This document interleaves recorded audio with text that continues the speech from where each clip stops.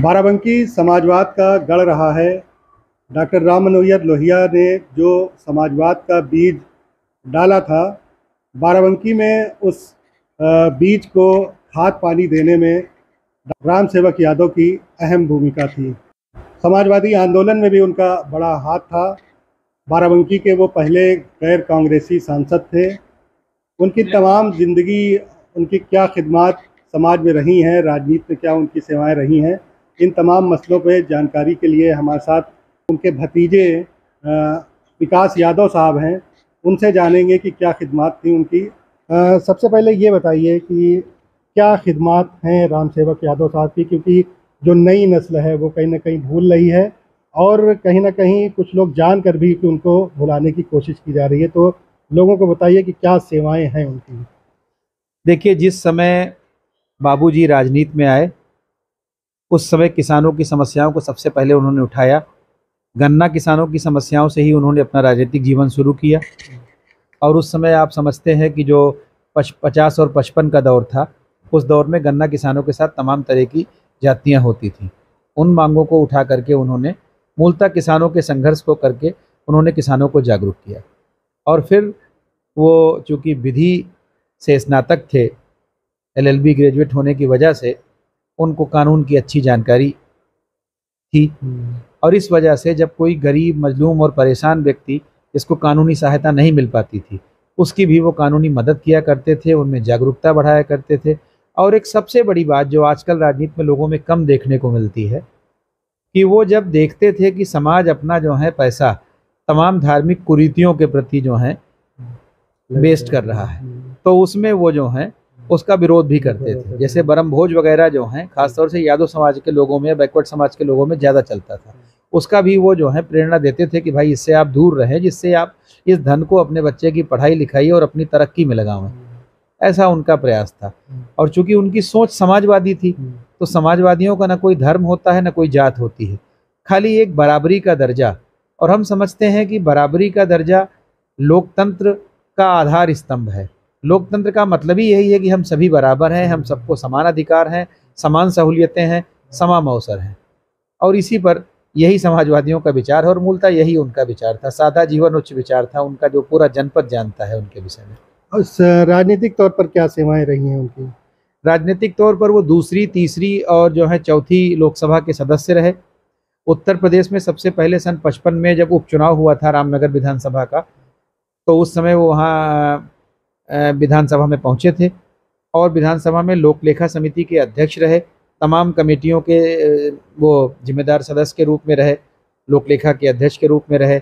और जब वो केंद्र में पहुँचे सांसद की हैसियत से, तो वहाँ पर उन्होंने जो है अपनी मांगें बड़ी मजबूती के साथ उठाई। धारा 370 पर भी उनका विचार आया था। धारा 370 को भी वो ख़त्म करने के पक्ष में, चूँकि सोशलिस्ट मूवमेंट के लोग सभी चाहते थे, चाहे गोवा का मूवमेंट रहा हो, चाहे इस तरह के जितने मूवमेंट रहे हो, सब में जो है बराबर सक्रियता के साथ उनकी जो है रही। राष्ट्रीय मसलों पर जब कभी देश में कोई दुर्घटना होती थी, तो जो शीर्ष नेतृत्व होता था विपक्ष का, सबके साथ मिल करके एक जो ठोस रणनीति बनती थी, उसको अमली जामा पहनाने का काम किया करते थे। एक वाकया है कि डॉक्टर लोहिया साहब, ये उस दौर के नेताओं का समझ लीजिए क्या चरित्र था, ये बयां कर रहा हूँ। डॉक्टर लोहिया साहब लोकसभा नहीं पहुँच पाए थे और वो राम सेवक जी नेता सदन थे, नेहरू जी प्रधानमंत्री थे। नेहरू जी ने किसी मसले पे चिट्ठी लिखी और लोहिया जी को एड्रेस किया। तो लोहिया जी ने लिखा कि आदरणीय प्रधानमंत्री जी, मैं नेता सदन नहीं हूँ, नेता सदन राम सेवक यादव जी हैं। भविष्य में पार्टी के संबंध में कोई भी पत्राचार करें तो उनसे करें। ये वो दौर था कि जिसमें राजनीतिक मर्यादाओं की भी रक्षा की जाती थी, राजनीतिक लोग भी एक दूसरे को समझते थे और एक राजनीतिक शिष्टाचार निभाते थे। इतनी अहम खिदमात हैं जितनी आपने बताया है।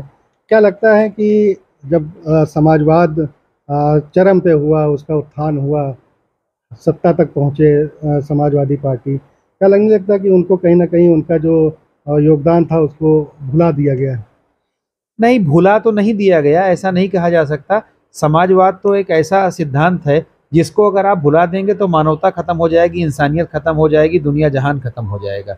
देखिए, बराबरी और गैर बराबरी ये दो ऐसे सिद्धांत हैं, चाहे आप पश्चिम में देख लीजिए, वहां भी इसी तरीके से है कि अगर जरा सा गैर बराबरी का मसला उठा, चाहे श्वेत अश्वेत का उठा हो, उनके यहाँ श्वेत अश्वेत उठता है, हमारे यहाँ तमाम तरह के सामाजिक तबके हैं जिनमें जो है उठ जाता है इस तरह का मसला।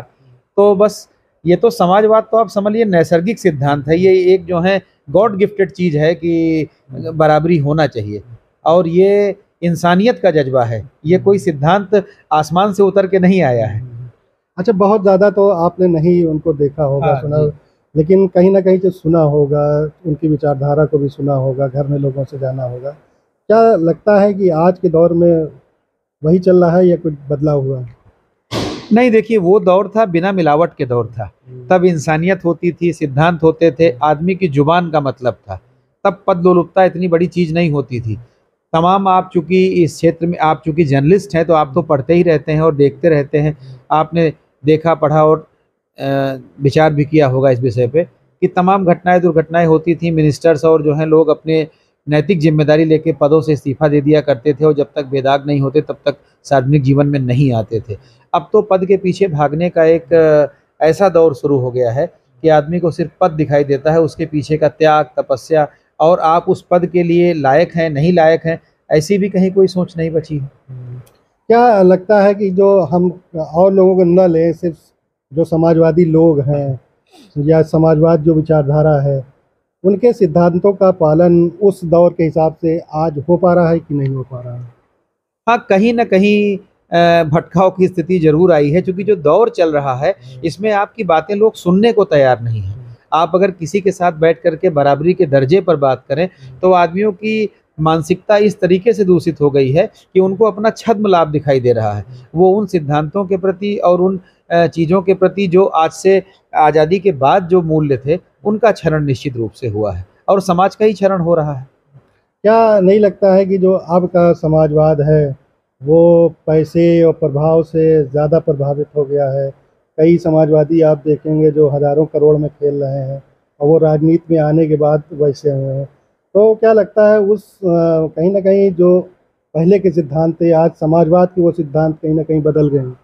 निश्चित रूप से पूरी, आप ये समझिए कि पूरी विचारधारा में ही बदलाव हुआ है, आम आवाम की विचारधारा में बदलाव हुआ है, तो उसका असर तो राजनीतिक भी आते तो इसी समाज से हैं। कबीरदास जी ने कहा है, जब कूपे में है भांग पड़ी, तो जब कुएं में ही भांग पड़ गई है, वही पानी को सभी पी रहे हैं, तो अब तो भांग के नशे वाला दौर है, इसमें पूरी समाज का एक एक तबका जो है प्रभावित हो चुका है। तो क्या लगता है, क्या भविष्य देख रहे हैं जिस हिसाब से बदलाव हुआ है, और जो मतलब आप लोगों की विचारधारा के से कथित तौर पे जो लोग आप लोग कहते हैं कि बड़ा खतरा है, किस तरीके से भविष्य देख रहे हैं आप? देखिए, भविष्य उज्जवल है अगर नौजवान जागरूक हो जाए। हम तो कई बार पब्लिक मीटिंग्स में भी लोगों से कहते हैं, जब हमें जो है नौजवान अपने हाथ में मोबाइल लिए और वीडियो रील बनाते नज़र आते हैं, तो हम उनसे यही कहते हैं कि आपके हाथ में टेक्नोलॉजी का ये हथियार है, ये औजार है, इसका उपयोग आप उस तरह से करें जैसे सर्जन जो है अपनी छुरी का उपयोग करता है किसी मरीज को ठीक करने में। तो ये तो आपका विवेक है कि आप किस तरीके से, आज सबसे ज़्यादा जो हैं भ्रामक खबरें, ये संचार क्रांति के जो टूल्स हैं इनके द्वारा पहुंचाई जा रही है। हम आम युवा से, जो समझदार है, जागरूक है और चीज़ों को एनालिसिस कर सकता है कि कौन सी खबर सही है, कौन सी चीज़ सही है, या समाज की कौन सी घटना सही है, या जिस विषय पे चीज़ें सर्कुलेट की जा रही हैं क्या सही है और क्या गलत है।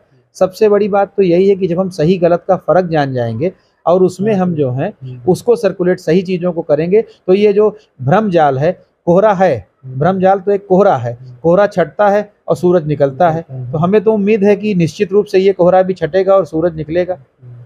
राजनीतिक तौर पे अगर बात करें तो समाजवाद की जो बुनियाद यहाँ पे 1952 में ही पहले चुनाव में ही पड़ गई थी, और उसके बाद से बड़ा अच्छा दौर बाराबंकी में रहा है। पिछले करीब 10-12 सालों से समाजवाद का जो किला था वो कहीं न कहीं ढहता नज़र आ रहा है। आपके हिसाब से क्या वजह है इसकी? इसकी वजह ये है कि हमें एक ज़मीनी आधार पर कुछ काम करना चाहिए। जो पुराने नेता समाजवादी थे, उनका जो ताना बाना था, वो बिल्कुल ज़मीनी आधार पर जुड़ा था।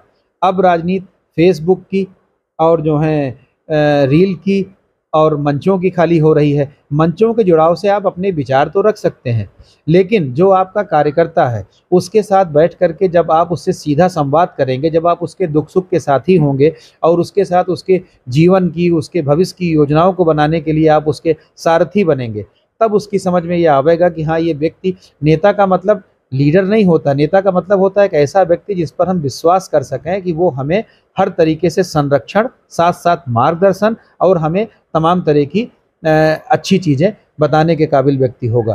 तो जब इस तरीके का परिवर्तन होगा, आप उठा के इतिहास देख लीजिए, कांग्रेस का दौर था, आज़ादी के बाद पूरे देश में कांग्रेस की सरकारें थी, लेकिन बाराबंकी जनपद से समाजवादी आंदोलन की जब शुरुआत हुई तो शुरुआत तो ग्रास रूट लेवल से ही हुई। एक एक व्यक्ति से सीधा संवाद, सीधा जुड़ाव और उनके व्यक्तिगत जीवन तक उसका असर। तो जिस समय नेतृत्व तो जीवन जमीनी आधार तक, जड़ तक चला जाता है और फिर उसका असर, जब हमारी जड़ मजबूत होगी तो हमारी साख तो मजबूत होगी ही। ये एक बिल्कुल कॉमन सा सिद्धांत है। बड़ा लंबा संघर्ष आप लोगों का सामंतवाद से और सीधे कहें कि कांग्रेस से रहा है।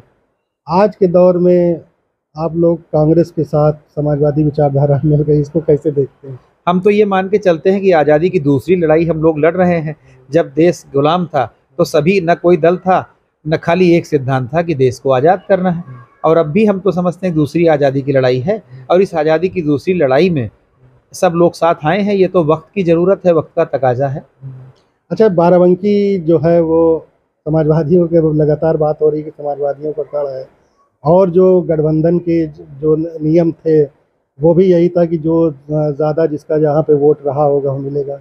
बाराबंकी कांग्रेस के खाते में चली गई, तो कैसे लगता है, क्या लगता है, कितना आश्वस्त हैं कि यहाँ से वही पॉजिटिव रिजल्ट आएगा?